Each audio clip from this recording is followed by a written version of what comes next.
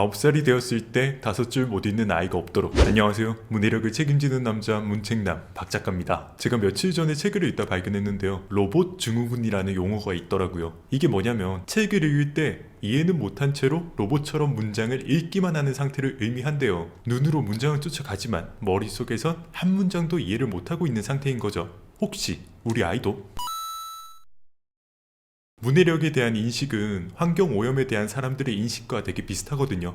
심각성이 눈앞에 보이기 전까지는 아무도 관심을 갖지 않는다는 거죠. 시간이 좀 더 지나봐야 이 영상 매체가 문해력에 어떤 악영향을 미쳤는지 드러나겠지만 복잡한 건 다 제쳐두더라도 현 상황만 놓고 봤을 때 제가 아이들을 가르치면서 느끼는 건 정말 글을 못 읽는다는 거예요. 제가 학원에서 로봇 증후군을 가진 이 로봇 증후군이라는 용어를 구글링 해봤더니 자료가 거의 없어요. 그래서 로봇 증후군이 의학 용어인지 아니면 어떤 사회적 용어인지 확실하지는 않아요. 아시는 분은 밑에 댓글로 좀 알려주세요. 출처가 어찌됐든 로봇 증후군이라는 단어는 기가 막히게 잘 만든 것 같아요. 저는 이 말을 딱 듣는 순간 한 2년 전에 제가 가르친 4학년 학생 한 명이 떠올랐거든요. 오늘은 그 친구 얘기를 좀 해드릴게요. 이 친구는 대화를 할 때도 눈동자가 반쯤 허공을 응시해요. 문제집 풀이를 시키면 답도 막힘없이 적거든요. 그런데 좀 다가가서 풀이를 찬찬히 살펴보면 거짓말처럼 전부 다 틀린 거예요. 처음에는 얘가 오늘 컨디션이 안 좋나? 이게 뭐지? 이런 생각을 했거든요.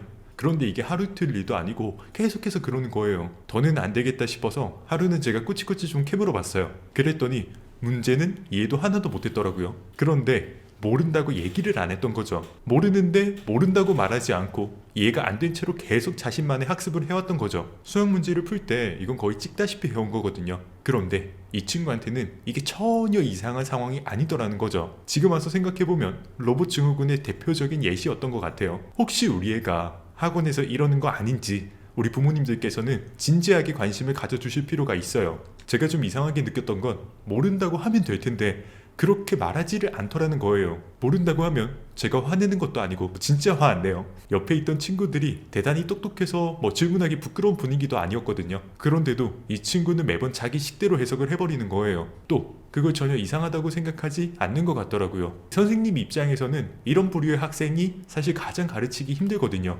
중고등학생이 되면 안 해버리고 말지 이런 식으로 하는 척하고 앉아있는 경우는 거의 보기 드물거든요. 그런데 초등학생 사이에서는 여전히 많습니다. 대개 로봇 증후군을 가진 학생들은 메타의 인지 능력이 부족해요. 자기가 아는 것과 모르는 것을 구분하지 못하고요. 모르는 걸 당연시 여기게 돼요. 그리고 이런 상황이 너무 오래 지속되어 왔던지라 고쳐야 할 필요성도 못 느끼고요. 이런 자신이 그냥 자기 자신인 거예요. 엄마가 학원을 아무리 바꿔줘도 성적이 안 오르는 이유가 여기 있어요. 어디에 데려다 놔도 모르는 것을 모르는 상태로 두는 습관이 바뀌지 않기 때문에 선생님이 바뀌어도 성적은 바뀌지 않는 거죠.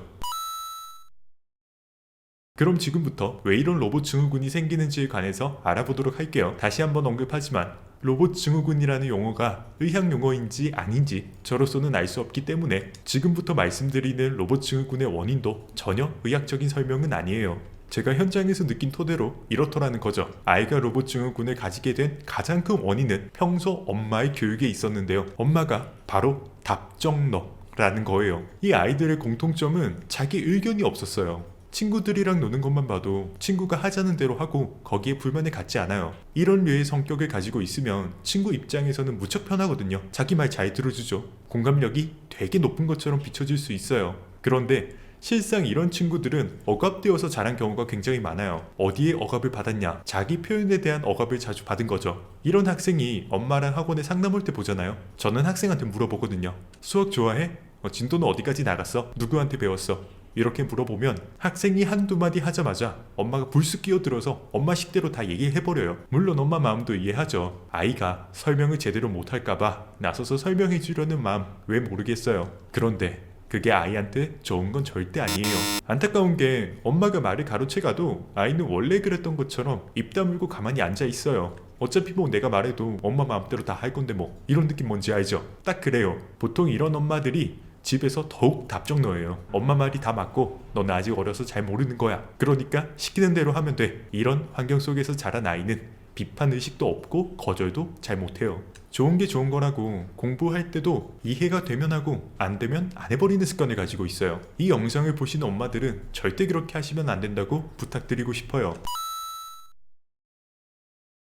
자, 그럼 지금부터 로봇 증후군을 어떻게 해결하면 좋은지 거기에 대한 몇 가지 해결법을 제시해 볼게요. 첫 번째, 문장을 호흡 단위로 끊어서 읽기. 문장을 하나의 복잡한 기계로 생각한다면 단어는 복잡한 기계를 구성하는 낱개의 부품이거든요. 기계의 작동 원리가 이해가 안 될 때는 그 기계를 구성하고 있는 낱개 부품의 쓰임새를 우선 이해하면 되는 것처럼, 문장이 이해가 안 될 때는 문장을 이루고 있는 낱말을 먼저 이해하면 비로소 문장이 하고자 하는 말이 이해가 돼요. 예시를 한번 들어볼게요. 화면에 글 한 문단을 띄워드렸죠. 이건 문해력 성인 버전인데요. 잠시 영상을 멈춰두시고 눈으로 한번 읽어봐주세요. 어때요? 이해가 잘 안되죠? 우리 아이들이 교과서 읽는 느낌이 딱 이렇다고 생각하시면 될 거예요. 자, 그럼 지금부터 같이 해석해 볼게요. 인간의 영혼은 끊고, 여기까지 무슨 말인지 알죠? 그것이 자신 속에, 그러니까 즉 내 안의 동물적이고도 맹목적인 욕망을, 여기서 읽던 글을 멈추고 생각해 보는 거죠. 동물적인 게 뭐고 맹목적인 게 뭘까? 동물적이라는 표현은 야생적이고 통제되지 않는 어떤 활발한 느낌이고, 맹목적인 건 뭔가 돌진할 것 같은 에너지를 뜻하죠. 자, 그 다음 이런 맹목적인 욕망을 이성적 사유와 분별의 힘에 의해 다스린대요. 이성적 사유는 논리적으로 생각한다는 뜻이고, 분별의 힘은 뭐가 맞고 뭐가 틀린지 구분할 수 있다는 말이죠. 즉, 내 마음에서 이는 감정적인 욕구와 충동에 대해 논리적으로 생각해 볼 수 있다면 자신의 본래적 탁월함을 실현할 수 있다. 즉, 내가 갖고 있는 능력을 10분 발휘할 수 있다는 뜻이 되겠죠. 한 번에 읽으면 이해 안 되는 문장도 이렇게 끊어 읽으면 전보다 훨씬 낫죠. 뒷문장들은 앞의 내용을 한 번 더 정리해주는 역할을 해요. 읽어보죠. 다시 말해, 그것들이 모두 이성적 분별의 힘에 의해 통제되고 조정될 때 자신의 본래성을 실현할 수 있는 것이다. 머릿속에서 문장이 잡힐 듯 안 잡힐 듯 하지만 아까보다 훨씬 선명하게 이해가 되죠. 우리 아이한테 이렇게 가르치셔야 돼요. 아이가 문장을 이해 못하면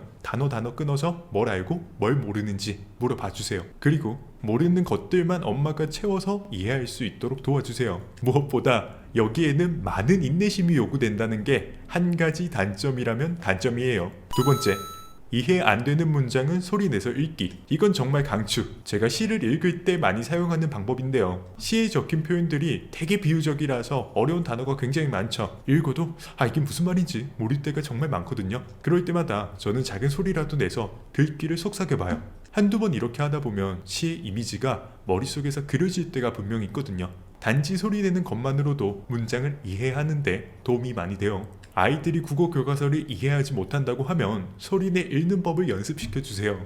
세 번째, 자녀와 자주 대화하기. 문해교육에서 제일 중요하다고 생각하는 게 바로 대화예요. 저는 말과 글은 함께 간다고 생각해요. 말 못하는 아이가 글 잘 쓰는 거 본 적 없고요. 반대로 글 잘 쓰는 아이가 말 못하는 경우도 본 적이 없어요. 결국 문해력이 부족하다는 건 표현을 이해하지 못한다는 거고요. 표현을 이해하지 못한다는 건 그런 표현을 써본 적이 없다는 거예요. 일례로 영어 단어를 떠올려봐요. 우리가 발음할 수 있는 영어 단어는 미국 드라마를 보다가도 귀에 쏙쏙 들어오거든요.